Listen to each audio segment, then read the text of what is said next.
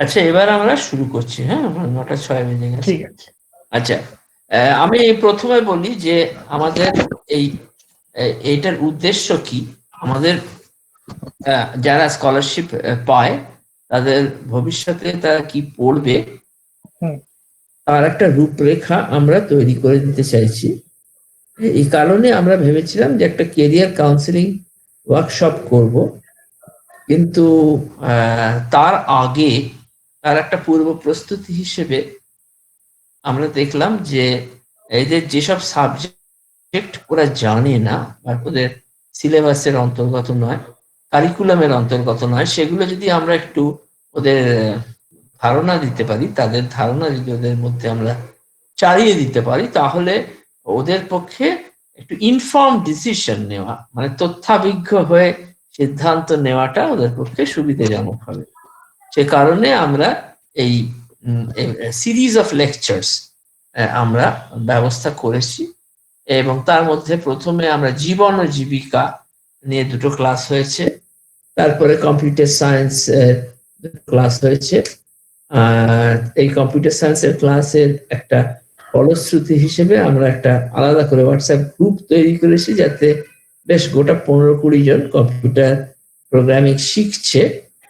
আবার তারপরে environmental science বা অনেকেই আমরা দেখেছি যে বায়োলজিতে আগ্রহ আছে, সে কারণে বায়োলজির সংক্রান্ত যেসব সাবজেক্ট আছে সেগুলো সম্বন্ধে একটা পর্যাপ্ত ধারণা ওদের মধ্যে ভাগ করে নেওয়া হচ্ছে ওদের সঙ্গে।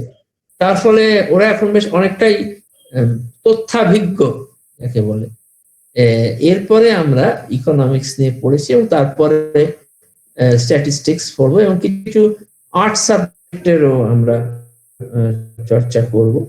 তারপরে আমরা একটা কেরিয়ার কাউন্সিলিং করবো হয়তো এই এপ্রিল মাসে, কি তখন তারপর থেকে আমরা বেশ কার কোন দিকে ন্যাক আছে, কি কি প্রবণতা আছে, কার কোন দিকে স্বাদ থাকলেই তো হবে না, সাধ্যও থাকতে হবে, স্বাদ আর সাধ্যের মিলন কোথায় হচ্ছে এগুলো ধরে ধরে হয়তো কিছু ছোট ছোট প্রশ্ন করে আমরা বুঝে নেব, যে একটা কোয়েশ্চেনার তৈরি করে, এবং তারপরে তাদের বলবো যে এইগুলো পড়লে তোমাদের ভালো হয় কেরিয়ার কাউন্সিলিং। এই বলে আমি প্রথমে বলতে চাইছি যে ইকোনমিক্স বা অর্থনীতি আমাদের একটা অত্যন্ত গুরুত্বপূর্ণ সাবজেক্ট, এবং যেখানে সারা পৃথিবীটা এবং আমাদের ভারতবর্ষ কিভাবে চলবে, কিভাবে চলে, নীতি আছে, সেই নীতিগুলো গভর্নমেন্ট নির্ধারণ করে, তার ভিত্তিতে অনেকটাই দেশটা চলে বা দেশের অর্থনীতি চলে। অনেক প্লেয়ার্স আছে, সেই সব প্লেয়ার্সরা কিরকম ভাবে খেলে তাদের সম্বন্ধেও শান্তনু বলবেন। ডক্টর শান্তনু মিত্র, উনি অর্থনীতির একজন অধ্যাপক। আমি এই পর্যন্ত বলে শান্তনুর হাতে আমি দায়িত্ব অর্পণ করছি। আর শান্তনুকে বলছি যে সময়ের কিন্তু কোনো বাধ্যবাধকতা নেই, এমনিতে আমরা খুব একটা লিমিটেড বাই টাইম এরকম নয়, তবে সাধারণত 1 থেকে 1 ঘন্টার মধ্যেই আমাদের ক্লাসটা শেষ হয়, এবং তুমি যদি চাও তাহলে ভবিষ্যতে আর একটা ক্লাস তুমি নিতেই পারো। কিন্তু আমার ঠিক আছে, আজকে রেসপন্সটা দেখি যে কিরকম লাগে। নতুন একটা সাবজেক্ট, ওরা কি পড়লে ভালো হয়, এবং শুধু কি পড়লে ভালো হয় না, ভবিষ্যতে জব অপরচুনিটি কিরকম আছে সেইগুলো যদি একটুখানি ভালো করে ওদেরকে বুঝিয়ে বলা হয়, তাহলে ওদের ডিসিশন নিতে সুবিধা হবে। ঠিক আছে, এই বলে আমি শান্তনুর কে শুরু করতে। মানে যে দায়িত্বটা আমাকে দেয়া হলো সেটা কিন্তু খুব সহজ ব্যাপার নয়। তার কারণ হচ্ছে আমি যে সাবজেক্টটা নিয়ে বলতে যাচ্ছি বা মানে এই সাবজেক্টটা নিয়ে ইন্টারেস্ট তৈরি করাতে যাচ্ছি, সেইটা না প্রায় 250-300 বছর ধরে তৈরি হচ্ছে সাবজেক্টটা। তা সুতরাং আজকে এই 1 ঘন্টার মধ্যে পুরো সাবজেক্টের সম্বন্ধে একটা ধারণা দেওয়া খুব মুশকিল। মানে এটা কিরকম হবে, সে অন্ধদের হাতি দেখানো। সেই জন্য আমি যেটা করব সেটা হচ্ছে যে খুব সংক্ষিপ্ত ভাবে আজকে যে আমরা আলোচনাগুলো করবো সেটা একটা অর্থনীতি বলতে কি বুঝি বা কিভাবে বুঝবো একটা অর্থনীতি কিরকম, আর কেন এই ইকোনমিক্সটা কেন পড়তে হয়, মানে এটা পড়ার আদৌ কেন প্রয়োজন আছে। হ্যাঁ, আচ্ছা, তারপরে অর্থনীতিতে আমরা কি পড়ি, ঠিক আছে, এই ধরনের কিছু কিছু মৌলিক প্রশ্নের উত্তর আমি আজকে দেওয়ার চেষ্টা করব। এখন আহ অর্থনীতির অনেকগুলো ভাগ আছে, সুতরাং আমি মূলত যেটা বলবো সেটা হচ্ছে মার্কেট ইকোনমি সম্বন্ধে, মানে অনেক ব্যবস্থা আছে, অর্থনৈতিক ব্যবস্থা আছে, কিন্তু আমি মূলত যে অর্থনৈতিক ব্যবস্থাতে মার্কেট আছে, সেই সেই বাজার ব্যবস্থাটাকে ধরে নিয়েই বলছি, কারণ এটার সঙ্গেই আমাদের বেশি পরিচিতি প্রত্যেকে, যারা ইকোনমিক্স পড়েছে বা পড়ে তারা প্রত্যেকেই কিন্তু আমরা বাজার থেকে জিনিস কিনি। এখন বাজারটা কিভাবে চলে সেইটা নিয়েই আমি মূলত বলবো, এছাড়াও এর অনেক দিক আছে, সেগুলো নিয়ে বলতে গেলে অনেক সময় লাগবে, সেই জন্য আমার খুব কমপ্লিকেটেড হয়ে যাবে ব্যাপারটা। সেই জন্য I want to make life very simple. প্রথমে দেখা যাক যে একটা অর্থনীতিকে আমি কি হয় দেখবো, কিরকম দেখতে হয় অর্থনীতিকে, যেরকম মানুষকে দেখতে হয়। যেরকম একটা মানুষের যদি বিবরণ দিতে বলি, তাহলে কিরকম হবে, যে লোকটা লম্বা, ফর্সা, নাকটা টিকলো, মাথায় চুল আছে বা টাক আছে, এরকম যে প্যারামিটার আছে, সেই প্যারামিটারের মাধ্যমে আমরা সেই মানুষটাকে ডেসক্রাইব করতে পারবো, বিবরণ দিতে পারবো। কিন্তু একটা অর্থনৈতিক বিবরণ তাহলে কিভাবে দেখি, এটা ছবির মাধ্যমে দেখি। যে একটা অর্থনীতি বলতে আমরা বুঝি যে একটা ফার্ম বা কলকারখানা কিছু আছে, এবং কিছু আর হাউস হোল্ডস আছে যেখানে সাধারণ মানুষ বসবাস করে। এই যে সাধারণ মানুষের কাছে এবং এই ফার্ম গুলোর মধ্যে ট্রানজাকশন হচ্ছে, ইনফ্যাক্ট দুটো ট্রানজাকশন। একটা ট্রানজাকশন কি হয়, যে এই যে ট্রানজাকশন মানে দেওয়া নেওয়া, ট্রানজাকশন হ্যাঁ, মানে দেওয়া নেওয়া। এই যে গৃহস্থের বাড়িতে কি থাকে, তার কাছে কিছু সম্পদ আছে, যেরকম আমাদের কি সম্পদ আছে, শ্রম আমাদের সম্পদ। আমাদের কারোর জমি থাকবে, জমিটা সম্পদ।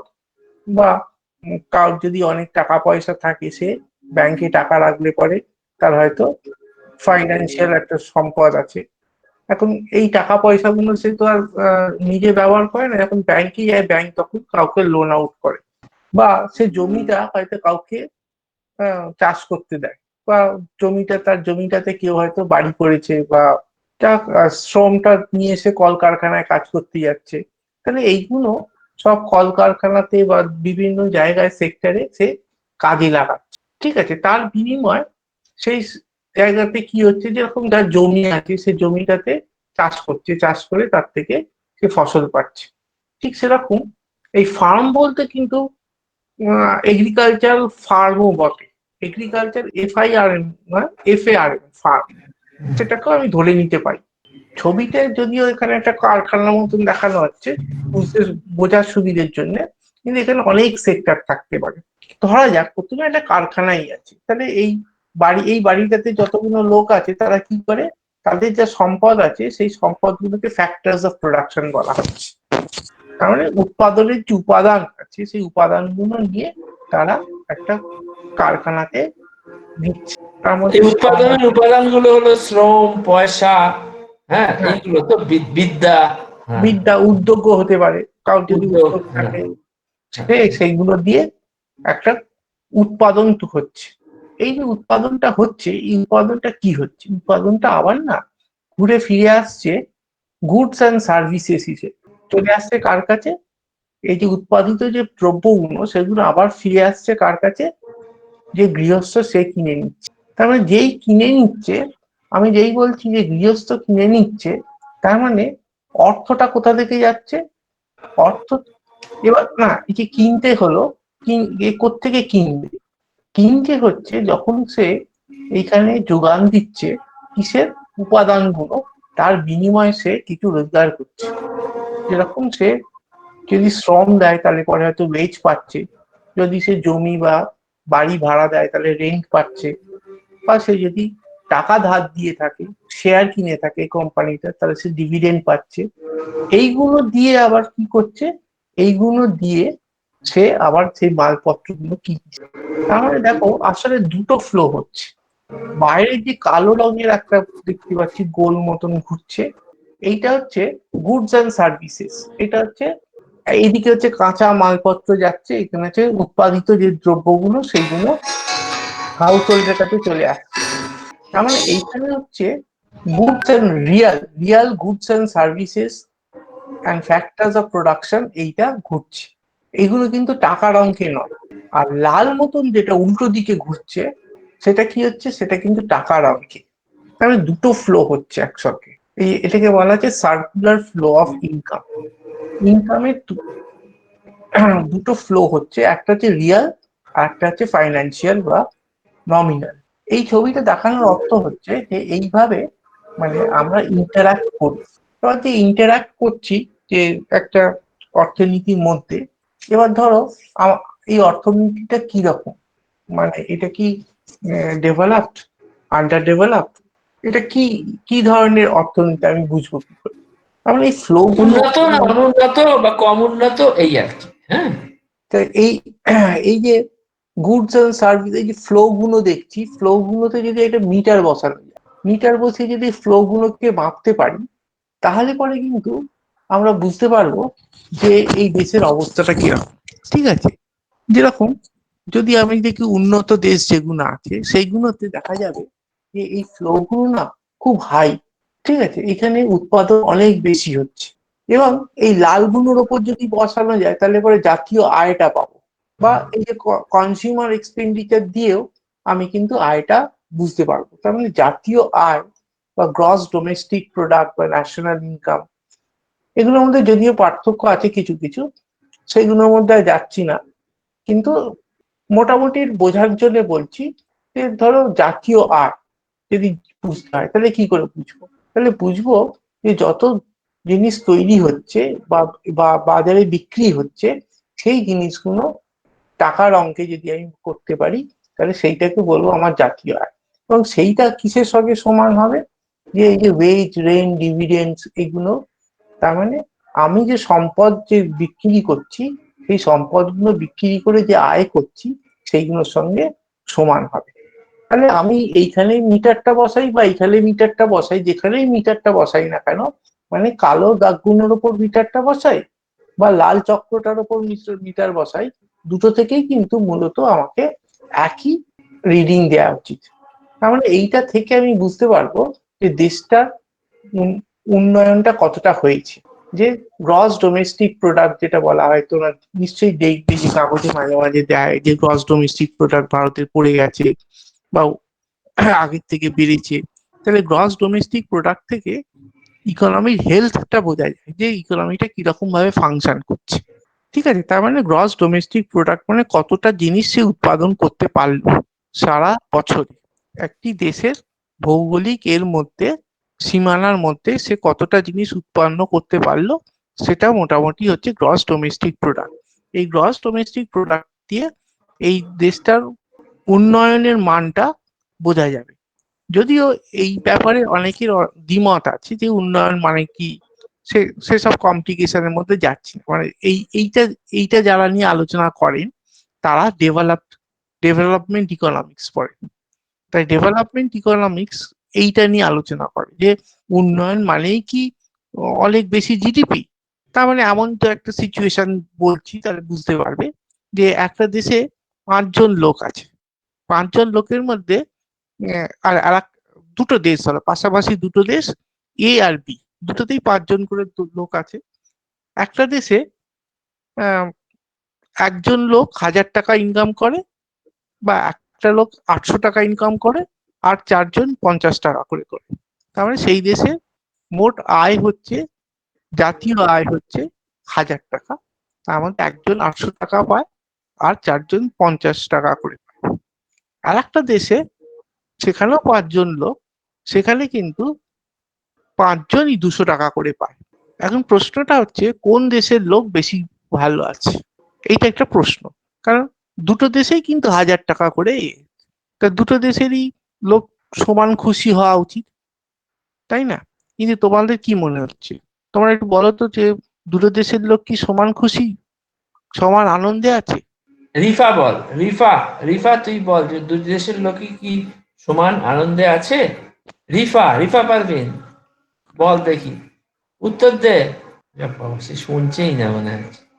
ঠিক আছে, এই আর কেউ যারা শুনতে পাচ্ছে তারা কেউ বলো না, যারা শুরু শুনতে করো। পাচ্ছ তাদের মধ্যে কেউ বলুক। স্যার, মনে হয় দুটো দেশের লোক সমান আনন্দে নেই, মানে যে দেশে দুজনেই সমান পাচ্ছে, মানে দুজনেই 500 টাকা, তাদের ক্ষেত্রে মনে হয় আনন্দে আছে।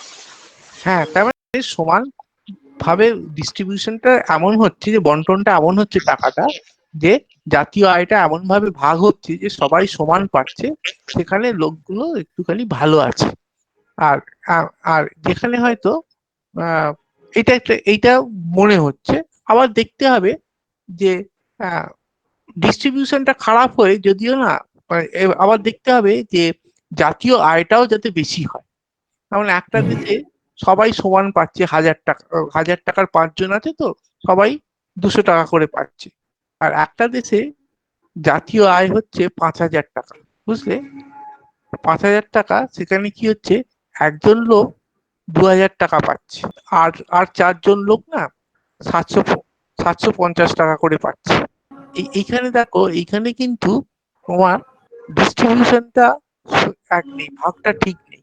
একটা লোক বেশি পাচ্ছে, অন্যরা কম পাচ্ছে, কিন্তু কম পেয়েও তারা কিন্তু না অন্য দেশটার থেকে, যে লোকগুলো কম পাচ্ছে তারা কম পেয়েও 750 টাকা পাচ্ছে, আর এরা সমান পেয়েও 200 টাকা পাচ্ছে। তাহলে কোনটা আবার ভালো সেটা ভাবতে হবে। আমরা এরকম বিভিন্ন ভাবে আমরা জিনিসটাকে দেখতে পাই, যে অর্থনীতিটাকে কেমন দেখতে। এবং তারপরে হচ্ছে সরকার কি সুযোগ সুবিধা সেখানে করে দিচ্ছে। সবকিছু জানো তো বাজারে, বাজারে কিছু সবকিছু বাজার ব্যবস্থা করে দিতে পারে না। হুম। কিছু কিছু জিনিস আছে যেগুলো না সরকারকে করতে হয়।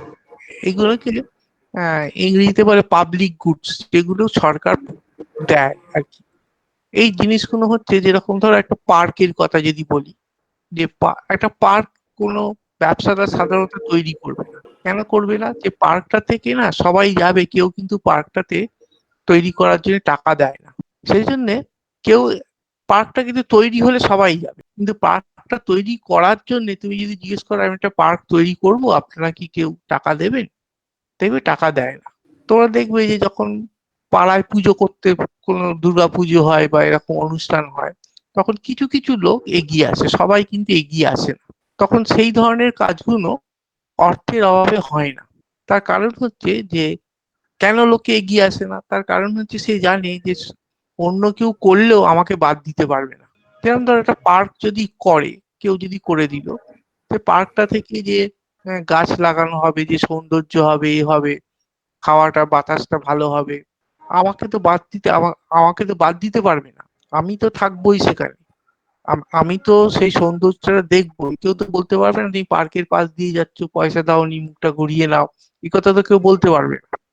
সেই জন্যে আমি আর বাড়তি পয়সা দেবো না, কারণ আমাকে তো বাদ দিতে পারবে না। সেই জন্যে কিছু কিছু জিনিস থাকে, রাস্তাঘাট কেউ না এগুলো নিজে পয়সা দিয়ে করে না, সরকার করে, সরকার করে দেয়।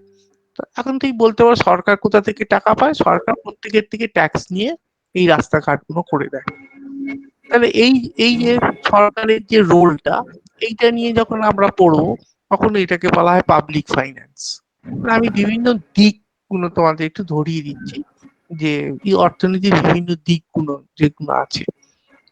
সেটা হচ্ছে যে পাবলিক ফাইন্যান্স, যে সরকারের ভূমিকাটা কি, সরকার এখানে কি করে, ঠিক আছে। আবার একটা আছে যে এই ট্রানজাকশন যেগুলো হচ্ছে, সেগুলো কি শুধুই তোমার হাউস হোল্ড আর ফার্মের মধ্যে হচ্ছে, না বিদেশেও যাচ্ছে? আমরা তো এক্সপোর্ট ইম্পোর্ট করি সবসময়, কি আমরা দেশীয় কোনো এ থেকে কিনি? আমরা অনেক সময় বাইরে থেকে জিনিস কিনে আনি, মানে বিদেশ থেকে। তারপর আবার আমরা বিদেশে আবার রপ্তানিও করি। তাহলে এই যে আমদানি রপ্তানি বিদেশের সঙ্গে আমাদের যে ব্যবসা বাণিজ্য হচ্ছে, সেটা আন্তর্জাতীয় যে ইন্টারন্যাশনাল ট্রেড হচ্ছে, সেইটা যখন আমরা পড়বো, সেটাকে আবার ইন্টারন্যাশনাল ট্রেড এর আন্ডারে চলে আসবে।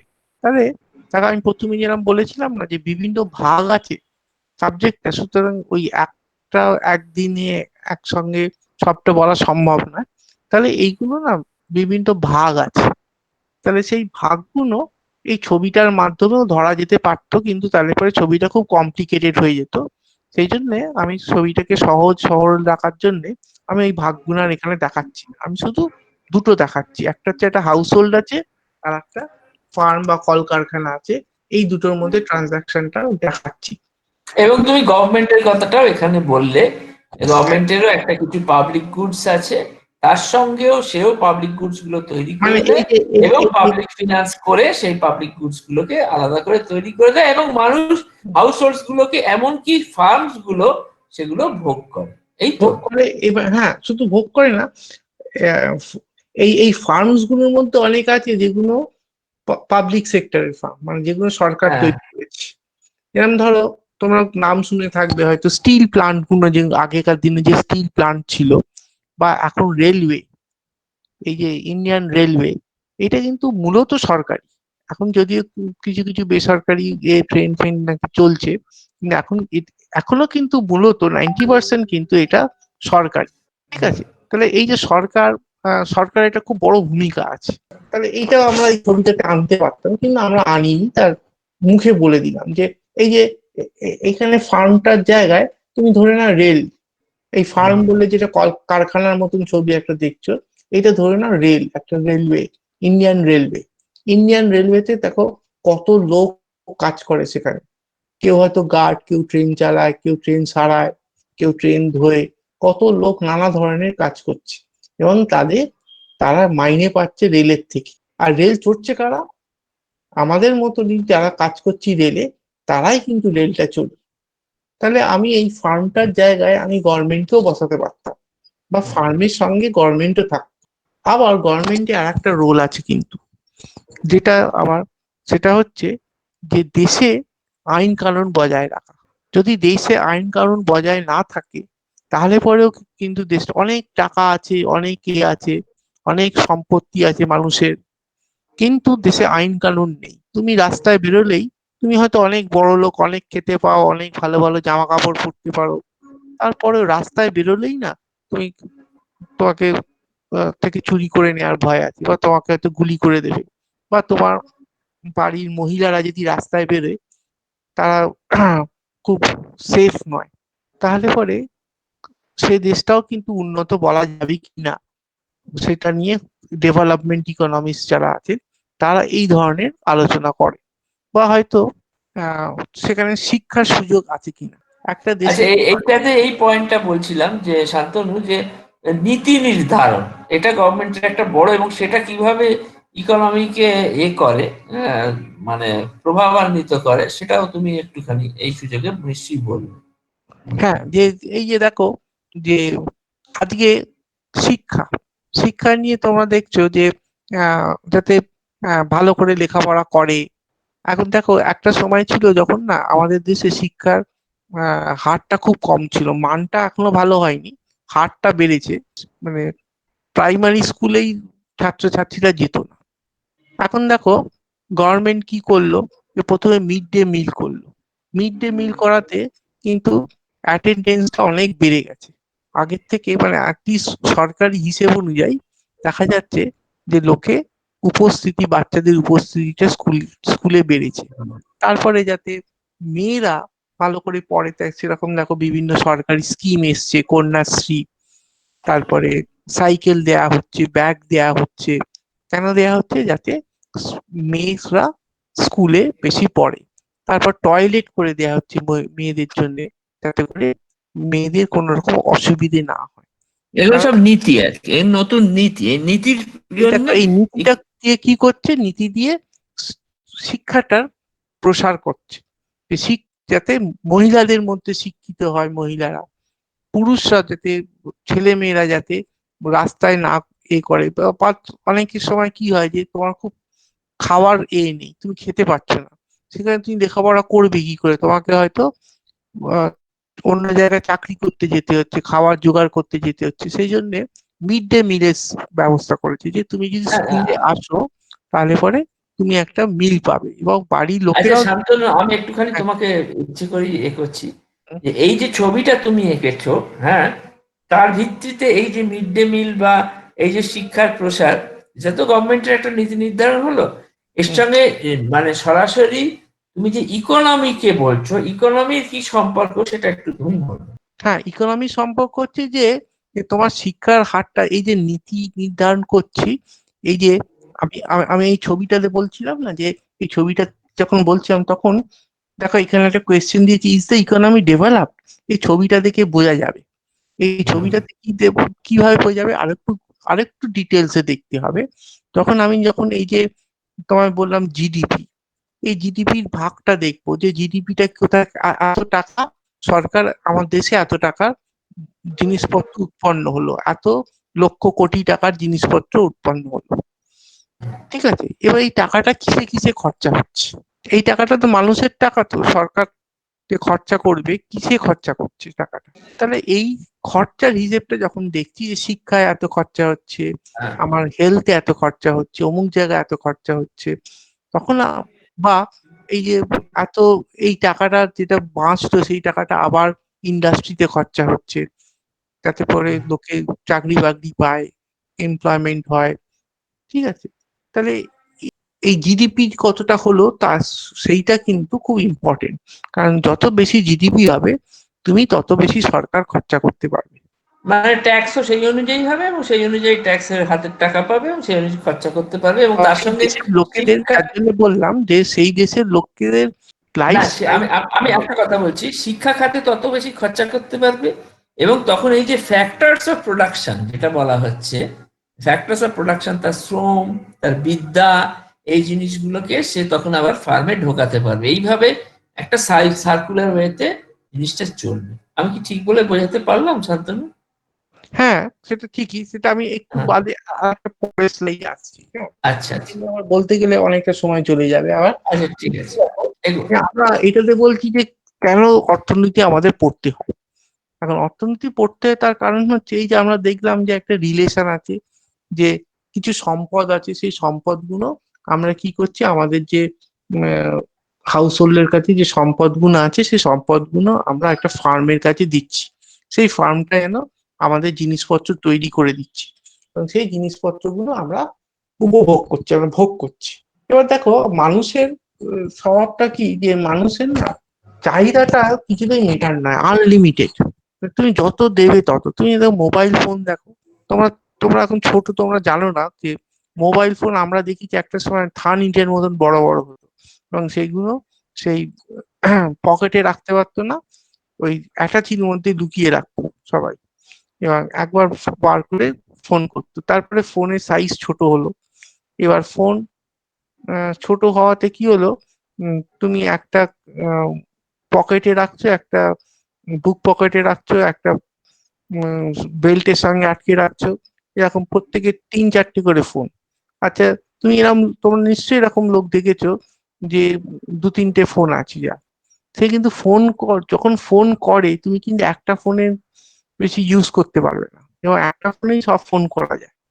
কিন্তু বহু মানুষ আছে, পয়সা আছে বলে তিন চারটে ফোন কিনে রেখে দিয়েছে, তুমি কিন্তু অ্যাট দি সেম টাইম একটা ফোনের বেশি ইউজ করতে পারবে না, তবু কিন্তু সে কিনে রেখে দিয়েছে। তার মানে আনলিমিটেড। তুমি যদি জামা কাপড় দেখো, যে আমাদের অনেক জামা কাপড় এমন আছে যেগুলো হয়তো বড় লোকেদের অন্তত আছে, আমি জানি, যারা সারা জীবনে সে খুঁজেই পায়নি, সেই জামাটা কিনেছিল কিন্তু তার খুঁজেই পায়নি, কোথায় ট্রেস পায়নি, তার তার এত জামা কাপড় আছে। তুমি যত দেবে তত নেবে, বুঝলে? এর কোনো শেষ নেই। কিন্তু যে সম্পদ দিয়ে আমি তৈরি করব, সেই সম্পদটা সীমিত।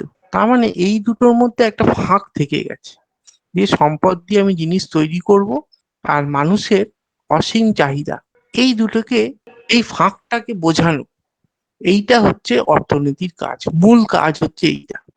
যে একটা স্কেয়ারসিটি সবসময় থেকে গেছে, স্কেয়ারসিটি মানে অভাব। কিসের অভাব? তুমি যদি দেখো যে অনেক অনেক আমাদের সম্পদ কিন্তু তুমি যদি হিসেব করতে বসো অনেক আছে, কিন্তু তুমি যদি তার পাশে মানুষের অসীম চাহিদা দেখো, তখন কিন্তু দেখবে সে সম্পদটা মোটেই বেশি নয়, অত্যন্ত অল্প, এবং তুমি দেখবে একটা অভাব আছে।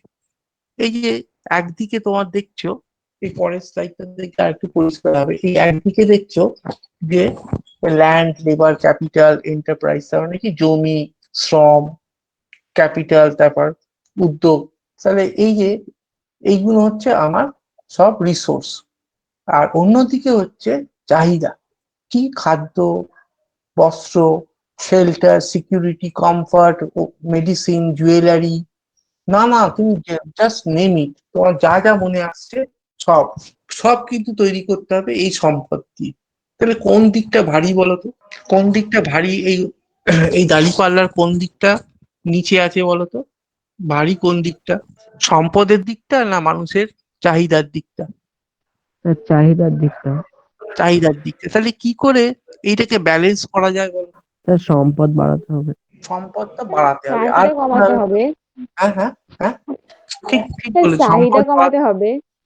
সম্পদ চাহিদা বাড়া সম্পদ বাড়াতে হবে আর চাহিদা কমাতে হবে, কম। তাই তো? তাহলে দেখো আমরা ঠিক সেই জিনিসটাই না এইখানে পড়ছি।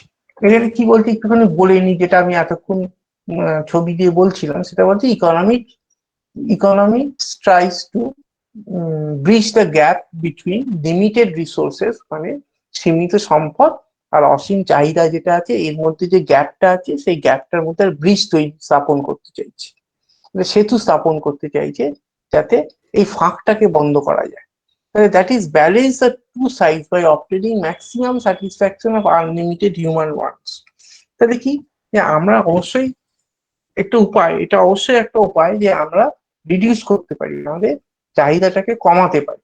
কিন্তু আমরা যেটা অর্থনীতিতে চাই যে মানুষের চাহিদাটা কমাবো না, মানুষের দেখবো যে আমার যে সীমিত সম্পদ আছে সেটাকে এমন ভাবে ব্যবহার করব, এত এফিসিয়েন্টলি ইউজ করব, যাতে করে আমি ম্যাক্সিমাম স্যাটিসফ্যাকশনটাকে বা ম্যাক্সিমাম হিউম্যান ওয়ান্টসটাকে স্যাটিসফাই করতে পারি। তার মানে কি, যে যতটা সম্ভব মানুষের চাহিদাটাকে আমি স্যাটিসফাই করতে পারি। কি দিয়ে করব? যে আমার যে সীমিত সম্পদ আছে সেইগুলোকে এমন ভাবে ব্যবহার করব। তাহলে দেখো এই ছকটার মাধ্যমে আমরা প্রথমে দেখি যে একটা উপায় হচ্ছে যে, এই যে তোমরা বললে যে একটা হচ্ছে ইকোনমিক গ্রোথ, মানে হচ্ছে সম্পদগুলোকে বাড়ানো, তোমরা বললে সম্পদ বাড়ানোর কথা। আর একজন বললো কি, যে আমাদের যে চাহিদা আছে, মানুষের চাহিদা, সেইটাকে কমানো।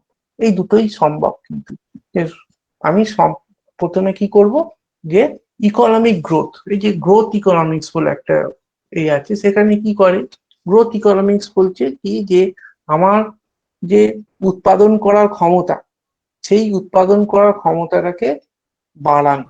কি করে আমি বাড়াবো উৎপাদন করার ক্ষমতাটাকে বাড়াবো, কি করে? এবং এইখানে তারা দু তিনটে জিনিস বলছে, সেটা হচ্ছে আমি যদি আরো বেশি রিসোর্স পাই, মানে আরো বেশি সম্পদ জোগাড় করতে পারি, বা আমার যে সম্পদগুলো আছে সেগুলোকে আরো ভালোভাবে, আরো এফিসিয়েন্টলি ব্যবহার করতে পারি, বা ব্যবহার মানে কি বন্টন বলছো? মানে ব্যবহার ব্যবহার বলতে রিসোর্সের ইউটিলাইজেশন অফ দ্য রিসোর্স, আচ্ছা, ঠিক। More efficient utilization of resource. যেমন একটা এক্সাম্পল দিয়ে ওদের আমি বোঝাও। আসছি, হ্যাঁ আসবো। বা আমার বেটার টেকনোলজি যদি আমি কিছু পাই, মানে এমন টেকনোলজি ইউজ করব যাতে করে আমার সম্পদটা খুব কম লাগবে এবং উৎপাদন বেশি হবে। ঠিক আছে, এই যে এইটা একটি ইকোনমিক গ্রোথের উদ্দেশ্য। আর একটা হতে পারে যে improve the use of available resources, কারণ আমার কাছে যে এইটা আছে, আমার কাছে যে অ্যাভেলেবেল রিসোর্স আছে, সেইগুলোকে আমি এমন ভাবে ব্যবহার করব যাতে করে উৎপাদনটা অনেক বেশি পাই। আমার উপাদান বা আমার যে সম্পদ, সেই সম্পদগুলোকে এমন ভাবে ব্যবহার করব যাতে করে আগের থেকে বেশি উৎপাদন পাই। মানে আমি ওয়েস্টেজটাকে কমাবো। ওয়েস্টেজ মানে কিন্তু এই নয় যে ধর আমি পেট্রোলের কথা যদি বলি, যে গাড়িতে পেট্রোল ঢালছি, পেট্রোলটা রাস্তায় ফেলে দেওয়াটা বা গাড়ি থেকে চলকে পড়ে যাওয়া, এটা কিন্তু এক ধরনের ওয়েস্টেজ। আমি শুধু সেই ওয়েস্টেজের কথা বলছি, ওয়েস্টেজ অন্য রকম ভাবেও হতে পারে। তার মানে আমি যখন উৎপাদন করছি কোনো কিছু চলকে না ফেলে, তখনও কিন্তু আমি ওয়েস্টেজ করতে পারি। যেরকম দেখো, আমি দুটো গাড়ির ছবি দেখাই, এই একটা গাড়ি দেখছো, ঠিক আছে, এই গাড়ির ছবিটা ভালো করে দেখো, আর এইখানে আর একটা গাড়ি আছে। এই দুটো গাড়ির মধ্যে কোন গাড়িটাতে বেশি তেল লাগে বলো তো? এই দুটো গাড়ির মধ্যে একটা আন্দাজ বলতে পারবে কোন গাড়িটাতে বেশি তেল লাগতে পারে? কেউ একটা বল। প্রথমটায় তেল বেশি কোনটাতে লাগে বললে? প্রথমটায়, এইটা এইটাতে। এবং দেখো এই গাড়িগুলো যখন, এবার দেখো এই যে আমাদের অ্যাম্বাসাডার যে ট্যাক্সি গুলো দেখেছো তো, হলদে হলদে ট্যাক্সি গুলো কলকাতার রাস্তায় যায়, আর তার পাশে এখন নতুন গাড়িগুলো বেরিয়েছে, এসব i10, হুন্ডাই, হন্ডা, এইসব গাড়িগুলো বেরিয়েছে। এই দুটো গাড়ির মধ্যে একটা তফাৎ দেখবে, যে ট্যাক্সি যখন আসে না পিছন থেকে, তুমি প্রায় 50 কেন 100 মিটার দূর থেকে বুঝতে পারবে সে হাওয়া করতে করতে আসছে আর আওয়াজ করতে করতে আসছে, বললে ট্যাক্সি। মারুতি গাড়ি বা এই যে নতুন যে মডেলের গাড়িগুলো বেরিয়েছে, এই যতক্ষণ না পিছনে এসে ধাক্কা মারছে তুই টেরই পাবে না গাড়িটা আসছে পিছন থেকে। বুঝতে পেরেছো?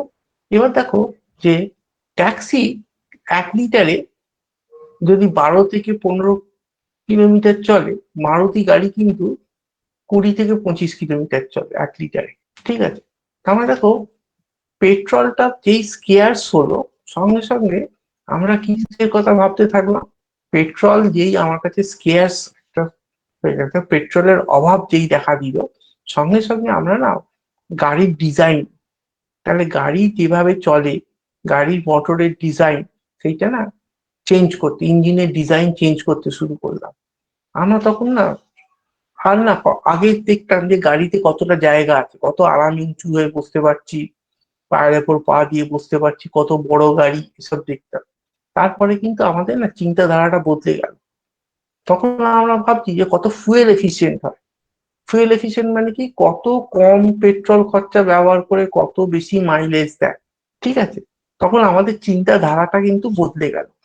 কারণ দেখো এটার পিছনে অর্থনীতি আছে, কারণ আমি কিরকম ডিজাইন করব, আমার গাড়ির ডিজাইন কি হবে, সেটার পিছনে অর্থনীতি আছে। দেখো এই যে গাড়িটা, এই গাড়িটা তোমরা এখন ছবিটা দেখতে পাচ্ছ, আর এই গাড়িটা দেখো এটা অনেক স্ট্রিম লাইন, এখানে ফ্রিকশন অনেক কম হবে। এইখানে দেখো দুটো গাড়িতেই কিন্তু কি হচ্ছে, তুমি যদি এইটা দেখো যে তোমরা নিশ্চয়ই ফিজিক্সে এফিসিয়েন্সি পড়েছো। ফিজিক্সে এফিসিয়েন্সি যদি পড়ে থাকো তাহলে দেখবে যে পেট্রোল, যে input by output by input হচ্ছে এফিসিয়েন্সি, তাই তো? তাহলে আমি ইনপুট বাই আউটপুট যদি হয়, তাহলে আউটপুট আমার একই ইনপুটে আউটপুট যে বেশি দেবে তাকে আমি মোর এফিসিয়েন্ট বলবো। ঠিক একই রকম ভাবে তাহলে এই দুটো গাড়ির মধ্যে এই গাড়িটা যদি 1 লিটারে 5 কিলোমিটার চলে, আর এই গাড়িটা যদি 1 লিটারে 25 কিলোমিটার চলে, তাহলে এই গাড়িটাকে আমি বেশি ফুয়েল এফিসিয়েন্ট বলবো। ঠিক আছে, তাহলে এই যে ফুয়েল এফিসিয়েন্ট গাড়ি বেরোনো, ডিজাইন করা, এটার পিছনে কি, এর পিছনে কিন্তু আছে অর্থনীতি। কিসের অর্থনীতি? যে অভাব।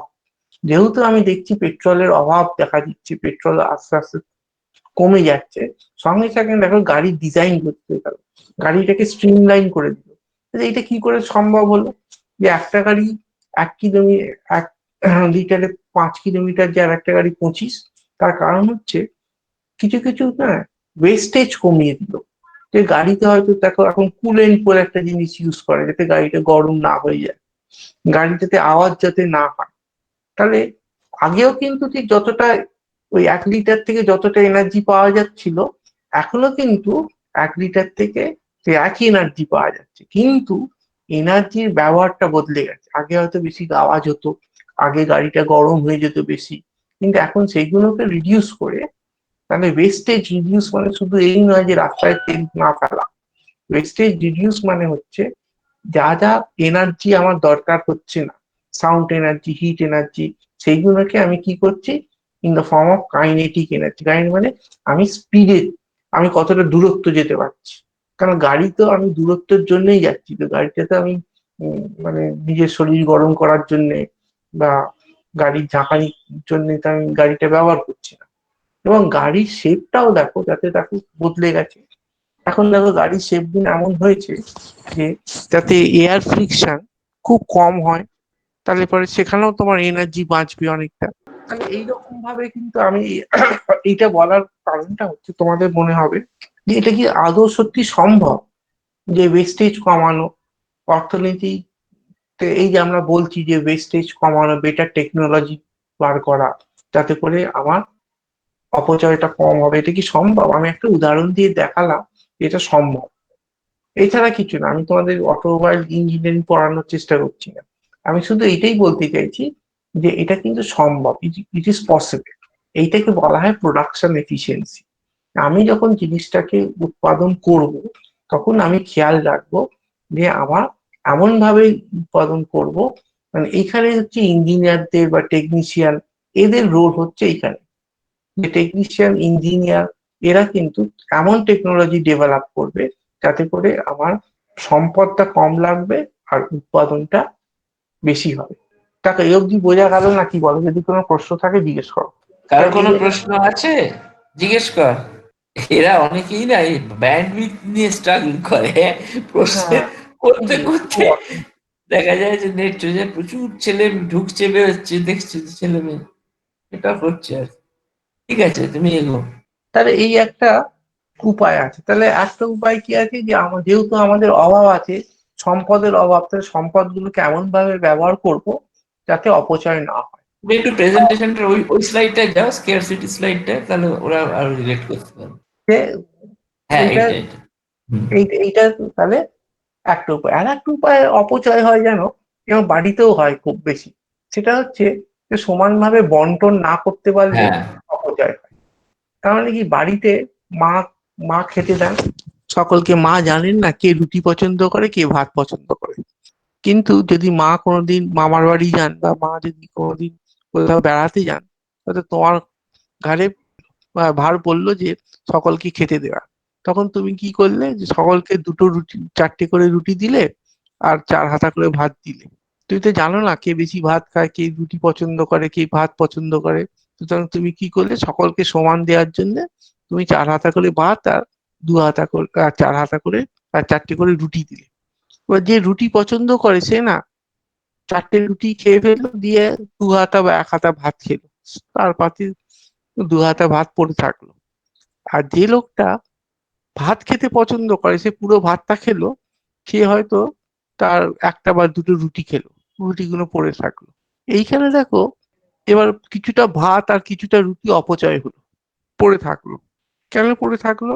তুমি কি ভাত বা রুটি তৈরি করার সময় ঠিক করে করোনি? তুমি তো ঠিক করেই করেছিলে তো। কিন্তু তুমি ঠিক করে বন্টন করোনি দুজনকার মধ্যে।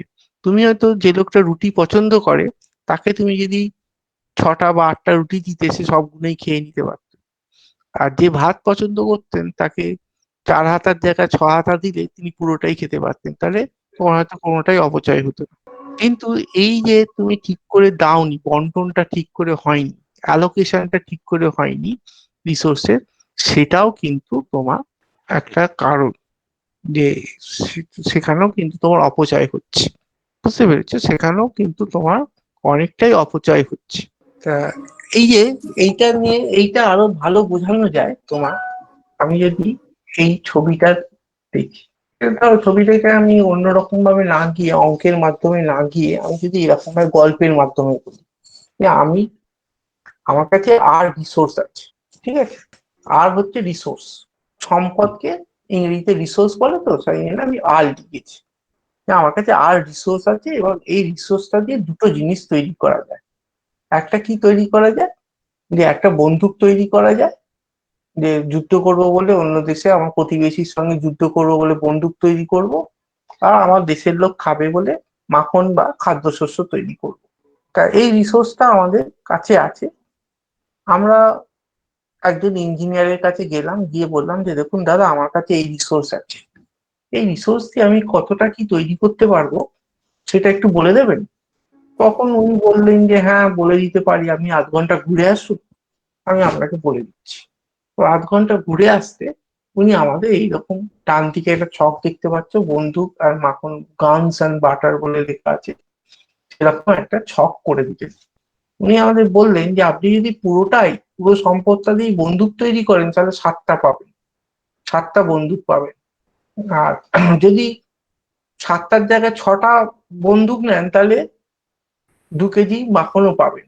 আর যদি 6টার জায়গায় 5টা বন্দুক নেন তাহলে 3.7 কেজি মাখন পাবেন। এইভাবে তুমি একটা ছক করে দিবে। ঠিক আছে, এবার এই ছকটা যদি আমি ছবিতে আঁকি, ছকটাকে প্লট করি, এইরকম একটা কার্ভ মতন দেখতে লাগবে। এই ABCE এরকম যে লেখা আছে কার্ভটাতে, এরকম একটা কার্ভ দেখতে পাচ্ছি।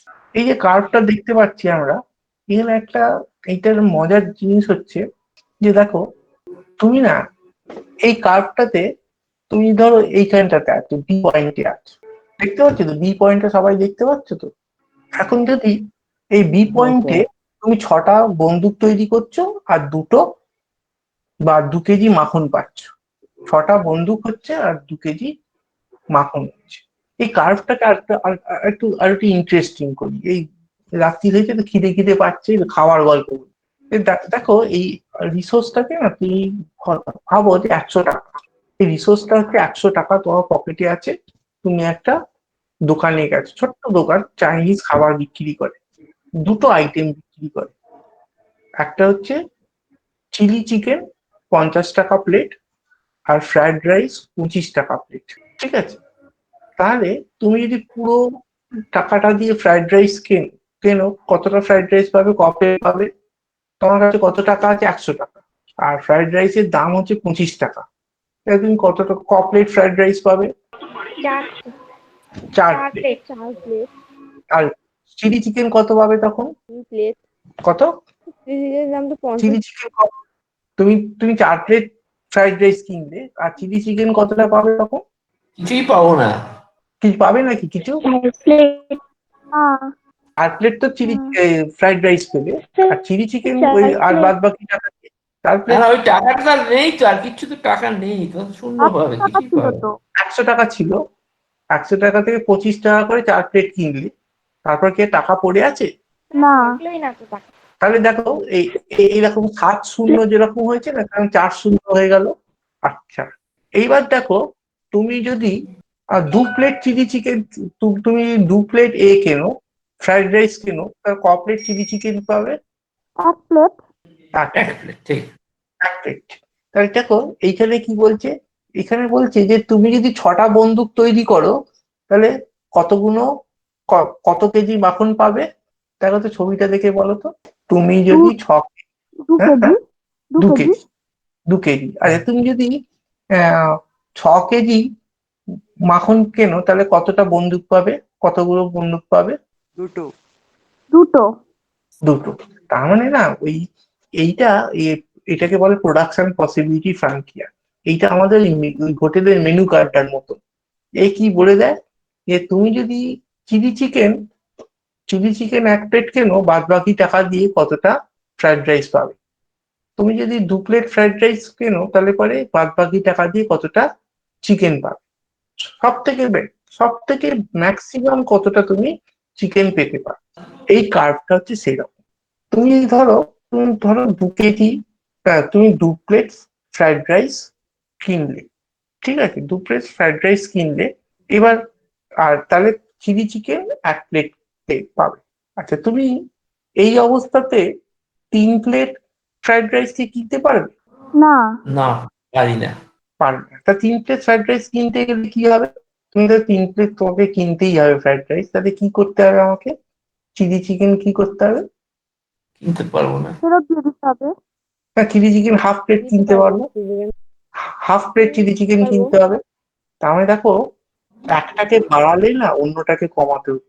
আমাকে যদি একটাকে বাড়াতে হয়, তখন অন্যটাকে কমাতে হচ্ছে, তাই না? একটাকে যেই বাড়াচ্ছি তখন অন্যটাকে কমাচ্ছি। কেন এটা হচ্ছে বলতো? একটাকে বাড়ালে অন্যটাকে কমাতে হচ্ছে। কারণ রিসোর্সটা আনলিমিটেড নয়, এই তো।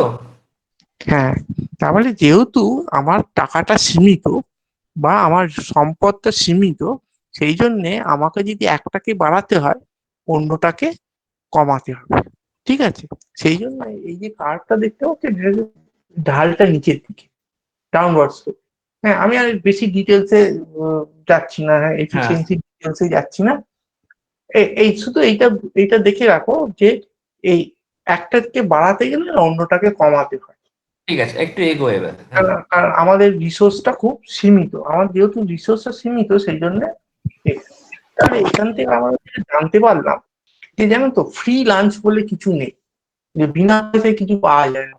অর্থনীতি এটাই হচ্ছে, যেহেতু স্কেয়ারসিটি আছে, সেই জন্য না একটাকে বাড়াতে গেলে অন্যটাকে ছাড়তে হয়। তুমি দুটোই একসঙ্গে বাড়াতে পারবে না। এটাকে বলে there is a trade off. Trade off মানে কি, যে একটা বাড়লে অন্যটাকে আবার ছাড়াতে হয়। চয়েসেস, আর তোমাকে চয়েস করতে হবে। পিপল হ্যাঁ, must make choices about what to produce. Produce. না, একটাকে বাড়াতে গেলে ওটাকে শুধু ছাড়তে হবে, এবং যেটা ছাড়ছি, যেটাকে ছেড়ে দিচ্ছি, সেটাই হচ্ছে আমার কস্ট। এই যে কস্ট কেন বলা হচ্ছে, কস্ট বলা হচ্ছে তার কারণ হচ্ছে, এই ছেড়ে দিতে গেলে না কষ্ট হবে তো, সেই ছেড়ে দেওয়ার কষ্টটা থেকেই কস্ট আসছে। এই ধরো 20 টাকা নিয়ে কলেজ যাচ্ছ বা স্কুলে যাচ্ছ, যেতে গিয়ে তুমি ঠিক করলে যে ফুচকা খাবো 20 টাকা, আগে টিফিনে 20 টাকার ফুচকা খাবো। ইতিমধ্যে তোমার মনে হলো যে পেনটা তো আর নেই, আজকের পরীক্ষাও আছে, তখন তুমি কি করলে, তুমি একটা পেন কিনলে 20 টাকা দিয়ে। ঠিক আছে, তাহলে পেনটার দাম কত বললাম? তাহলে 20 টাকায় কটা ফুচকা হয়? ধরো 8টা ফুচকা হয়। তাহলে পেনটার দাম আমি বলতে পারি যে 20 টাকা কিংবা 8টা ফুচকা। কেন 8টা ফুচকা বলছি? তার কারণটা হচ্ছে, আমি এক্ষুনি বললাম যে জিনিসটা আমাকে ছেড়ে দিতে হচ্ছে, সেই জিনিসটাকেই আমি বলছি আমার কস্ট। তার মানে আমি যে জিনিসটা ছেড়ে দিচ্ছি, কি ছেড়ে দিলাম? এখানে 8টা ফুচকা, কারণ আমি তো ফুচকাটা খেতে পারলাম না, কারণ আমার কাছে 20 টাকাই সম্পদ আছে। আমার যদি 20 টাকার জায়গায় 50 টাকা পকেটে থাকতো, তাহলে পরে কিন্তু আমি একটা পেনও কিনতে পারতাম, আবার 8টা ফুচকাও খেতে পারতাম। কিন্তু যেহেতু সীমিত সম্পদ, সেই জন্য দেখো আমার কাছে কি হচ্ছে, যে আমি যে টাকাটার পেন কিনলাম, সেই টাকার ফুচকা খেতে পেলাম না। তাহলে that is why it is cost. আমি কোনো জিনিস কিনতে গেলে পরে, আমি কোনো জিনিস উৎপাদন করতে গিয়ে আমার অন্য কোনো জিনিস আমি উৎপাদন করতে পারছি না, যে হ্যাঁ, জিনিসটা উৎপাদন করতে পারলাম না, সেইটার যে ভ্যালু, সেটাই হচ্ছে আমার কাছে কস্ট। ঠিক আছে, অপরচুনিটি কস্ট। হ্যাঁ। তাহলে এই কস্টটা, এই ইকোনমিক্সে না পুরোটাই অপরচুনিটি কস্ট। এটা অ্যাকাউন্টস এর মতন না, অ্যাকাউন্টস এ সবসময় আউট অফ পকেট কস্ট দেখা হয়, কিন্তু ইকোনমিক্সে সবসময় দেখা হচ্ছে অপরচুনিটি কস্ট। তাহলে this is a very important, দুটো ইম্পর্টেন্ট কনসেপ্ট শিখলাম। একটা হচ্ছে কি, যে একটা ট্রেড অফ আছে, যে যেহেতু সীমিত রিসোর্স, তো আমাকে একটা জিনিস বেশি তৈরি করতে গেলে অন্য জিনিসটাকে ছাড়তে হবে। আর একটা কি, যে জিনিসটা ছাড়ছি সেটাই আমার কস্ট। এবার মানুষকে তাদের সিদ্ধান্ত নিতে হবে, যে অর্থনীতির পুরোটাই হচ্ছে সিদ্ধান্ত, যে কোথায় আমি উৎপাদন করব। এই জিনিসটা বলতে গেলে একটুখানি এই ছবিটাকে দেখাতে হবে। হ্যাঁ, এটা আমি আপাতত আর বলছি না, কারণ এটা কিন্তু বোর হয়ে যাবে হয়তো ওই না, ছবিটাকে। তুমি একটু বলো না, একটু ভালোই লাগছে, এটা বেশ ভালো লাগছিল। মানে ওদের ভালো লাগছে কি আমি বুঝতে পারছি না তো। ধরো এই বি পয়েন্টে না উৎপাদনটা হচ্ছে, হ্যাঁ, কিছু উৎপাদন হচ্ছে মানে কি, যে আমাদের দেশে 6টা বন্দুক তৈরি হচ্ছে, আর 2 কেজি মাখন তৈরি হচ্ছে। আর সি পয়েন্টের লোকে লোকে কিন্তু কিনতে চায় সি পয়েন্ট, তার মানে কি, লোকে কিনতে চায় 2টো বন্দুক আর 6 কেজি মাখন খেতে চায়। তার মানে কি, যে 4 কেজি মাখন কম হচ্ছে, কারণ উৎপাদন তো হচ্ছে 2 কেজি, লোকে কিনতে চায় 6 কেজি। আর দেখো এখানে 4টে বন্দুক বেশি তৈরি হচ্ছে, তার কারণ হচ্ছে মানুষ কিনতে চায় 2টো বন্দুক, কিন্তু উৎপাদন হচ্ছে 6টা বন্দুক। তার মানে এখানে অপচয় হচ্ছে। কিভাবে অপচয় হচ্ছে? যে জিনিসটা মানুষ কিনতে চাইছে না, সেই জিনিসটা বেশি উৎপাদন হচ্ছে। বন্দুক মানুষ কিনতে চাইছে না, বেশি বন্দুক হচ্ছে। আর যে জিনিসটা মানুষ কিনতে চাইছে, মাখনটা কিনতে চাইছে, খেয়ে পরে বাঁচতে চাইছে, সেই জিনিসটাই বাজারে পাওয়া যায়। তাহলে এখানেও তোমার সম্পদের অপচয় হচ্ছে। তাহলে এই সম্পদের অপচয় যে হচ্ছে, সেই সম্পদ, তাহলে মানুষকে সিদ্ধান্ত নিতে হবে যে আমি কোথায় উৎপাদনটা করব। ঠিক। একটা যদি বোঝা যাচ্ছে যে আ- এই সিচুয়েশনটা, সম্পদটাও যে অপচয় হচ্ছে, এই অপচয়টা বন্ধ কি করে হবে বলতো? চট করে বলতে পারবে? মানে কোথায় উৎপাদনটা হলে পরে সম্পদের অপচয়টা হতো না? দেখি কে বলতে পারে। ইউ পয়েন্টে, হ্যাঁ, হ্যাঁ, হ্যাঁ, বলো। ইউ ইউ পয়েন্টে। ভেরি গুড, সি পয়েন্টে। বা যেখানে বি আর সি 1 পয়েন্ট হতো, বি আর সি যদি একই জায়গায় হতো, ওই ইউ তাহলে পয়েন্টই বলেছে, ও ইউ পয়েন্ট বলেছে। হ্যাঁ, হ্যাঁ, ও না, না, বলেছে ইউ পয়েন্ট, ইউ না, না, পয়েন্ট ইউ বলেছে। পয়েন্টে হলে হবে না। না, ইউ পয়েন্টে হলে পরে কিন্তু বিপদ হবে। সি হ্যাঁ, পয়েন্টে বা বি পয়েন্টে বা বি আর সি যেখানে মাঝামাঝি একই পয়েন্টে জায়গায় একটা হবে, যেখানেই হোক, মাঝামাঝি হোক, কর্নারে হোক, যেখানে বি আর সি একই জায়গায় হবে, সেখানটাই তোমার অপচয় হচ্ছে। কিন্তু ইউ পয়েন্টে হলে কিন্তু প্রোডাকশন ইনএফিসিয়েন্সি হবে। হ্যাঁ, এটা নিয়ে আমি প্রোডাকশনে। হ্যাঁ, এটা নিয়ে আর বলছি না, মাথা গুলিয়ে যাবে ওদের। বি আর সি যদি মানে একই জায়গায় হয়, মানে তাহলে তো দুইটা কোনো সলিউশন না, এটাও দুই ওটাও দুই, ওটা কোনো সলিউশন না, যে তাহলে ইউ পয়েন্ট। কেন কেন সলিউশন নয় সেটা একটু বলে দিই। সেটা হচ্ছে যে আমি 6 করতে পারি, একটা জিনিস, হ্যাঁ, একটাকে 2 রেখে আমি 6 করতে পারি, তবু আমি করছি না, তার মানে আমার প্রোডাকশন ইনএফিসিয়েন্সি হচ্ছে। আমি কোথাও আমার উপাদানগুলোকে ঠিকভাবে ব্যবহার করছি না। ঠিক আছে, মানে এইটা মোটামুটি দেখো যে এখানে মানুষকে সিদ্ধান্ত নিতে হবে যে আমি কোথায় উৎপাদনটা করব এবং কতটা উৎপাদন করব। এবং আমার এই যেরকম চাহিদা সেরকম অনুযায়ী উৎপাদন করব, হ্যাঁ, এইটা এবার তো। চাহিদা, হ্যাঁ, তার মানে সিদ্ধান্ত নিতে হবে। এই সিদ্ধান্তটা কিসের ভিত্তিতে মানুষ নেয়? মানুষ তো আর হাত গুনে না, বা মানুষ তো জ্যোতিষীর কাছে গিয়ে বলে না, বা তুমি যখন মিষ্টির দোকানে যাও তখন মিষ্টির দোকানের লোকগুলো বোঝে কি করে? তার মানে এইখানে দামের ব্যাপারটা আসছে। হ্যাঁ, এখানে মার্কেট এবং দাম কিভাবে সিগন্যাল করে মানুষকে, সাপ্লায়ারকে এবং যারা ডিমান্ড করছে তাদেরকে, এই জিনিসটা এখানে আসবে। এটা নিয়ে আমরা আজকে আলোচনা করব না বা করতে পারবো না, খুব ডিটেলসে বলতে হবে তাহলে। শুধু একটা ব্রিফ দিলাম যে এইভাবে একটা অর্থনীতি, মানে এইটা একটা ছবি অর্থনীতি। তুমি যেটা বলছিলে যে অর্থনীতির ছবিটা একটু বলতে পারো কিনা, হ্যাঁ। সেইটা আর কি। মানে আমি যদি একটুখানি ইয়ে করি, ওদের টার্মস একটু বলবার চেষ্টা করি, হ্যাঁ, কারণ ওদের বলো বলো। লেভেলটা তো আমি জানি। হ্যাঁ, এক হচ্ছে যে আমাদের প্রচুর মিনস অফ প্রোডাকশন আছে বা ফ্যাক্টরস অফ প্রোডাকশন আছে, যেগুলোর মাধ্যমে আমরা উৎপাদন করতে পারি। সেই উৎপাদন করার যে সুন্দর দিকগুলো, সেগুলো হচ্ছে আমাদের শ্রম, আমাদের পয়সা, আমাদের বিদ্যা, আমাদের মেধা। সেই জিনিসগুলো দিয়ে আমরা কিছু কিছু দ্রব্য আমরা প্রস্তুত করি, সেগুলো ফার্মে প্রডিউস করা হয়, সেইগুলো আবার ফেরত যায়, কনজিউম করি, আমরা হাউস হোল্ডেই কনজিউম করি। এবং এর মধ্যে একটা টাকা পয়সার ব্যাপার আছে, আমরা মাইনে পাই, সেই মাইনে দিয়ে করি, এবং তারপরে আমরা একটা খরচা করি, সেটা হচ্ছে এক্সপেন্ডিচারের ব্যাপারটা। এইটা মোটামুটি যদি একটা দিক হয়। এবারে অসুবিধাটা কোথায় হয়? অসুবিধাটা হয় কারণ আমাদের চাহিদা অসীম, কিন্তু আমাদের রিসোর্স লিমিটেড। এই দুটোকে ব্যালেন্স করাই হচ্ছে ইকোনমিক্স এর প্রধান কাজ। এবং ওইটাকে খুব সুন্দরভাবে বলেছে, এই যে চাহিদাটাকে ব্যালেন্স করা, এই চাহিদা এবং একে ব্যালেন্স করা, আমাদের ইচ্ছে এবং রিসোর্সকে ব্যালেন্স করার মধ্যে কয়েকটা জিনিস আছে, সেগুলো শান্তনু খুব সুন্দরভাবে বললো। এক হচ্ছে আমাদের সমভাবে বন্টন করা, যেমন বা ইউজ করা, ঠিক করে ইউজ করা। আরেকটা হচ্ছে আমাদের আরো যদি আমরা প্রচুর ইকোনমিক গ্রোথ আরো যদি বেশি আমরা তৈরি করতে পারি, সেটা একটা। আরেকটা দিক হচ্ছে যে আমরা যদি আমাদের ওয়ান্টসটা, মানে আমাদের চাহিদাটাকেই কমাতে পারি। এই তিন ভাবে করতে গেলে, আর ইউজ করার মধ্যে আবার দুটো পয়েন্ট বলেছে। একটা হলো যে বন্টন করার ব্যাপারটা বলেছে। আরেকটা হচ্ছে ওই গাড়ির দিয়ে খুব সুন্দরভাবে গাড়ির উদাহরণ দিয়ে বলেছে যে আস্তে আস্তে টেকনোলজিটাকে বাড়ানো দিয়ে এমন ভাবে করা যে কিছু কিছু এমন ব্যবস্থা নেওয়া, যাতে করে যেটাতে অর্থনৈতিক দিক থেকে অন্য সব জিনিস ভুলে গিয়ে, ভালো করে সুন্দরভাবে বসা ইত্যাদি এগুলোকে ভুলে গিয়ে, আমরা শুধু অর্থনৈতিক দিক থেকে গাড়িটাকে, তার এফিসিয়েন্সিটাকে বাড়ানো, এইটাকে সুন্দরভাবে ইউজ করা দিতে। এইটাকে মোটামুটি ভাবে আমি বোধহয় বুঝিয়ে বলতে পারলাম। আর আরেকটা জিনিস খুব সুন্দর বলেছে, এই যে স্কেয়ারসিটি অফ রিসোর্সের লাস্টের যে কার্ভটার কথা বলেছে, অর্থাৎ আমি কোনটা কি করবো তার চয়েসটা চাহিদা বুঝে বুঝে, এবং কোনটা কেমন, এটা পুরো কিন্তু একটা নীতি নির্ধারণের অ্যাঙ্গেল থেকে পুরো ব্যাপারটা বলা হচ্ছে, যে আমি কোন নীতিতে চললে ঠিক কতটা চাহিদা আছে সেটা বুঝে কতটা প্রডিউস করব, কোন জিনিসটা কতটা প্রডিউস করব, করে আমি একটা ইকোনমিটাকে এমন জায়গায় রাখতে পারবো যাতে আমার লিমিটেড রিসোর্সের মধ্যেই আমি সবাইকার চাহিদাটা পূরণ করতে পারি। আমি কি ঠিকভাবে বোঝাতে পারলাম? হ্যাঁ, একদম আমার থেকে ভালো বলেছো।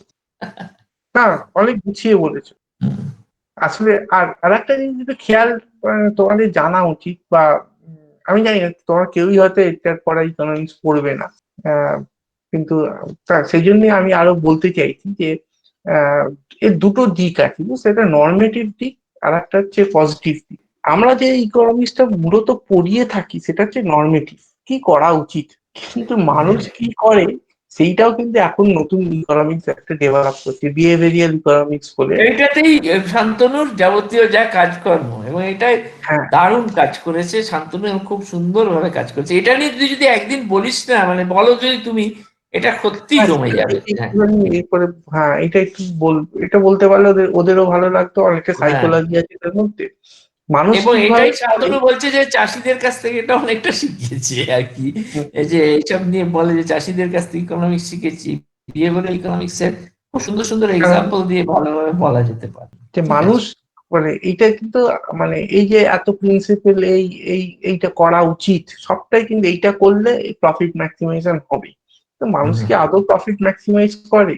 মানুষ কি হ্যাঁ, আদৌ কনজিউমার ইউটিলিটি ম্যাক্সিমাইজ করছে বা পারছে করতে? সে কি ওই পয়েন্টটা রিচ করতে পারছে? এই নিয়ে নানা প্রশ্ন আছে, সেগুলো নিয়ে মানে আগে তো সাবজেক্টটার নর্মেটিভ দিকটা পড়তে হবে, তারপরে এটা কিন্তু এটা জেনে রাখা ভালো যে সবটাই যা থিওরি বলছে সবটাই কিন্তু হয় না, কিন্তু থিওরি একটা দিক দেখা, এই দিকটাতে গেলে পরে এইভাবে এগোলে পরে পথটা হয়তো পাওয়া যেতে পারে। এইটা নর্মেটিভ এইটা মানে কি হওয়া উচিত, উচিত। আরেকটা হ্যাঁ, হচ্ছে যে কি হয়।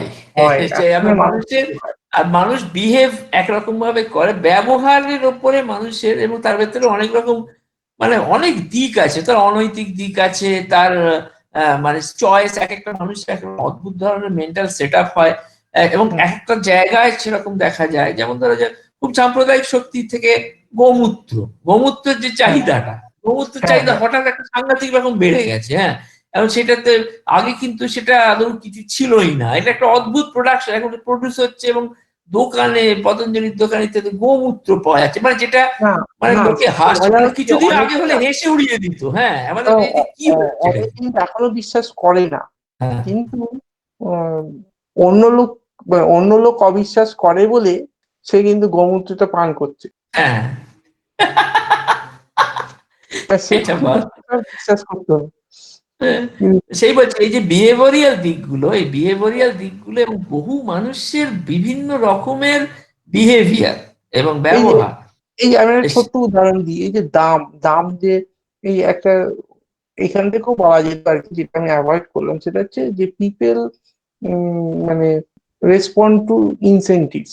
হুম, হ্যাঁ, এই যে ইনসেনটিভে রেসপন্ড করে, এইটা কিন্তু সব জায়গায় সত্য নয়। এটা দেখা গেছে যে একটা স্কুলে কি হতো যে বাচ্চাদের না দেরি করে নিতে আসতো বাবা মারা, হুম, তখন স্কুল কি করলো যে স্কুল একটা ফি এ করলো যে তুমি যদি 1 ঘন্টা লেট করে আসো বা পিক আপ করো স্টুডেন্টকে, তাহলে তোমাকে $এত দিতে হবে, 2 ঘন্টা করলে $এত দিতে হবে। এখন দেখা গেল আগে যে বাবা মারা 15 মিনিট দেরি করতো বা 10 মিনিট দেরি করতো, তারা কিন্তু এখন 1 ঘন্টা 2 ঘন্টা করে দেরি করতে আরম্ভ করলো। মানে আগে একটা না অপরাধ বোধ কাজ করতো যে ছেলে মেয়েগুলোকে ওখানে রেখে, হ্যাঁ, এখন না ওদের ফি দিচ্ছি তো, কারণ পয়সা পেইং ফর দিচ্ছি। ইট, পয়সা হ্যাঁ, দিচ্ছি।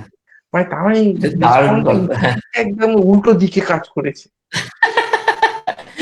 সেইটা খুব ইন্টারেস্টিং, এই যে বিহেভিয়ারিয়াল দিকগুলো, এবং এইভাবে ইকোনমিটা চালিত হচ্ছে তাদের মানুষের জয়েন্ট বিহেভিয়ার দিয়ে, এবং বিভিন্ন মানুষের বিভিন্ন সেট আপ, তাছাড়া একটা জায়গায় একরকম এইটাকেই মানে অন্যভাবে মানে আমি কি নীতি নির্ধারণ করলাম, পৃথিবীটা কিভাবে চলা উচিত, ইকোনমিটা কিভাবে চলা উচিত, এটা যদি একটা দিক হয়, হুম, আরেকটা দিক হচ্ছে মানুষ কিভাবে ইকোনমিটাকে চালাচ্ছে। হ্যাঁ এই দুটো জিনিসের স্টাডিকে ইকোনমিক্স বলি। হুম হুম এবার পড়াশোনাটা বলো, তাহলে আমরা একটা হ্যাঁ। জায়গায় শেষ করবো। এমনি ইকোনমিক্স এর দেখো, পড়তে গেলে তোমরা যদি কেউ পড়তে চাও আজকের পরেও, তাহলে হাই সেকেন্ডারি যে কোনো স্ট্রিমেই পড়ো, অঙ্কটা কিন্তু রাখতে হবে। অঙ্ক না থাকলে পরে হবে না হাই সেকেন্ডারি। আচ্ছা, তারপরে যে কোনো স্ট্রিম থেকেই কিন্তু ইকোনমিক্সে আসা যাবে, সে কমার্স বলো, আর্টস বলো, সায়েন্স বলো, অঙ্কটা যদি থাকে। আচ্ছা, বিএ বিএসসি তে তুমি ইকোনমিক্স অনার্স অঙ্ক নিয়ে আবার এখন বিভিন্ন ইউনিভার্সিটি বিভিন্ন দিচ্ছে, কেউ ডেটা সায়েন্স, কেউ এ হ্যাঁ, স্ট্যাটিস্টিক্স, বিভিন্ন সাবজেক্ট অফার করছে, কিন্তু অঙ্ক এবং ইকোনমিক্স যেহেতু তুমি পড়বে, ইকোনমিক্স অনার্স পড়বে, শুধু ওটা থাকবেই, তার সঙ্গে অঙ্কটাও রাখতে হবে। এতে করে যে চাকরির সুযোগ দেখো, গ্রাজুয়েশনের পর যা যা চাকরি তুমি অন্য কোনোতে পেতে এটাও পাবে, WBCS, bank, any job after graduation. MSc তে স্পেশালাইজেশন নানা রকমের হয়, ট্রেড, ফাইন্যান্স, ইকোনমেট্রিক্স, লেবার, এগ্রিকালচার। সেটা তুমি যখন পড়বে তখন সেটা ভালো লাগবে পড়তে, সেটা নিয়ে তুমি স্পেশালাইজ করবে। এইখানে কিন্তু ডেটা অ্যানালিস্টের চাকরি কিন্তু এখন আচ্ছা, ইউনিভার্সিটি আমার বড় সন্তান একটি ওই প্রেসিডেন্সি থেকে ইকোনমিক্সে এমএসসি করাকালীন এই ডেটা সায়েন্সে ডেটা অ্যানালিসিসে একটা হ্যাঁ চাকরি পেয়েছে, এটা খুব হ্যাঁ ভালো হ্যাঁ খবর। হ্যাঁ তাই সেইটা বলছি যে ওরা অনেক প্রেসিডেন্সিতেই চাকরি কিন্তু পাচ্ছে। এই কোর্সটার ব্যাপারটা আছে, এটা কিন্তু ক্যালকাটা ইউনিভার্সিটিতে নেই। ক্যালকাটা ইউনিভার্সিটি একটু মান্দা তামলের চলে, কিন্তু নতুন না নতুন যেসব আছে, যেমন জেএনইউ টেএনইউ, তো আমার ধারণা সবই নতুন নতুন সিলেবাস এসেছে, এবং সেই সব কলেজেই পড়া, সেই সব ইউনিভার্সিটিতেই পড়া উচিত যেখানে সিলেবাসটা নতুন করে ভাবা হয়েছে। ক্যালকাটা ইউনিভার্সিটি থেকে এইসব ইউনিভার্সিটির প্রয়োজনটা আরো বেশি। হ্যাঁ, মানে তারপরে টিচিং তো আছে। ইন্ডিয়ান ইকোনমিক সার্ভিস বলে একটা সার্ভিস আছে, সেখানেও অনেক লোককে নেয়। আরবিআই, হ্যাঁ, RBI administrative officer, assistant administrative officer, এই ধরনের লোক নেয়। আর রিসার্চ তো আছে বিভিন্ন ভারতীয় ইউনিভার্সিটি, কারণ ইকোনমি সাবজেক্টটা প্রায় সব ইউনিভার্সিটিতেই আছে। হ্যাঁ, মানে আর বিভিন্ন ইউনিভার্সিটি, ভারতীয় এবং ফরেন ইউনিভার্সিটিতেও রিসার্চ করার অনেক সুযোগ আছে। সেটা এখন এখন তোমাদের কিরকম মানে পড়ে ভালো লাগে যদি, তবেই তো আরো কোনো কথা ভাবা যাবে। ঠিক আছে, তাহলে এই পর্যন্ত। আর কিছু বলবে? না, আর কিছু বলার নেই। আমার খুবই ভালো লেগেছে ক্লাসটা। এত কম সময়ে এত বড় একটা ভাস্ট জিনিসকে এত সহজে বুঝিয়ে দেওয়া এবং আগ্রহ তৈরি করার পক্ষে সেটা যথেষ্ট বলে আমার মনে হয়েছে। এবং ইকোনমি কি জিনিসটা, কি ইকোনমিক্স এবং ইকোনমি, তাদের যে সম্পর্ক, কি কি জিনিস পড়াশুনো করলে তবে ইকোনমিক্স নিয়ে জানা যায়, এবং তার যে মানে বৈশিষ্ট্য এবং তার সুন্দর ব্যাখ্যা, বৈশিষ্ট্যগুলোর ব্যাখ্যা শান্তনু দিতে পেরেছে। এবং ভবিষ্যতে তোরা যখন আস্তে আস্তে অন্যান্য সাবজেক্ট গুলো পড়বি, তার সঙ্গে আমার ধারণা ইকোনমিক্স সম্বন্ধেও একটা স্বাভাবিকভাবে তোদের আগ্রহ তৈরি হবে বা হয়েছে। এই বলে আমি শান্তনুকে অনেক ধন্যবাদ দিয়ে তার এই বিজি শিডিউলের মধ্যেও যে সে আমাদের এরকম সময় দিতে পেরেছে এবং করোনা জয় করে এবং আমাদের বিজি হসপিটালাইজ। শিডিউল নয়, আমার হচ্ছে অসুস্থ শিডিউল। হ্যাঁ, সেই হ্যাঁ, সব থেকে বড় কথা, ও করোনাতে অনেকদিন এতে ছিল, হাসপাতালে ছিল এই কিছুদিন আগেই। সুতরাং সেটা জয় করে যে সে আসতে পেরেছে এবং সুন্দরভাবে বোঝাতে পেরেছে, তার জন্য তাকে অনেক ধন্যবাদ জানাই। আর যদি কেউ এই বিষয়ে আরো কিছু জানতে চাস, তাহলে শান্তনুর ফোন নাম্বার, শান্তনু যেহেতু আমাদের গ্রুপেই আছে, তাহলে শান্তনুকে তোরা নিশ্চিন্তে ফোন করতে পারিস, বা তোদের নিজস্ব প্রশ্ন থাকলে সেগুলো হোয়াটসঅ্যাপ করে জানাতে পারিস। এই বলে আমি আজকের সেশন শেষ করছি। শান্তনু, আবার ধন্যবাদ। Welcome, welcome. আচ্ছা, আমাকে, তোমাদেরও ধন্যবাদ অবেদা ফাউন্ডেশনকে আমাকে এই সুযোগটা দেওয়ার জন্য। আচ্ছা, আচ্ছা, আচ্ছা, আমরা ডিসকানেক্ট করছি।